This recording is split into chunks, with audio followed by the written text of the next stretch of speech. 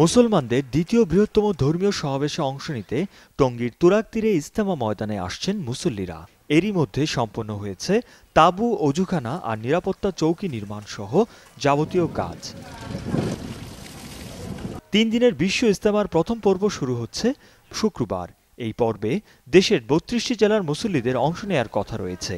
বাকি জেলার মুসল্লিরা অংশ নেবেন দ্বিতীয় পর্বে। যাতায়াতের সুবিধার্থে তুরাগ নদীতে সেনাবাহিনীর উদ্যোগে 11টি ভাসমান সেতু নির্মাণ করা হয়েছে। ময়দানে জেলাভিত্তিক খিত্তায় অবস্থান নিয়ে ইজতেমা সফল করতে মহান আল্লাহর রহমত কামনা করছেন ধর্মপ্রাণ মুসল্লিরা। সবাই করতে হবে, সারা উম্মতের জিম্মাদারি এই কাজ করা। তবে অবরোধ কর্মসূচি আর রাজনৈতিক অস্থিরতার কারণে সমাবেশে অংশ নিতে ভোগান্তিতে পড়তে হচ্ছে বলে জানান অনেকেই। অবরোধের জন্য আসা আর কি, গাড়িগুলো এই আসা একটু সমস্যা হইতেছে, যে সাথীরা বিভিন্ন জায়গায় এরকম আটকা পড়ে আছে। ইজতেমার সময় যেন কোনো ধরনের অবরোধ না থাকে, কোনো বিশৃঙ্খলা না থাকে, আমরা এটাই চাই, এটাই আমাদের কাম। এদিকে প্রশাসনের পক্ষ থেকে নেওয়া হয়েছে 5 স্তরের নিরাপত্তা ব্যবস্থা। এছাড়া র্যাব ও পুলিশের 15টি ওয়াচ টাওয়ার এবং পর্যাপ্ত সিসিটিভি স্থাপনের কথা জানিয়েছে পুলিশ।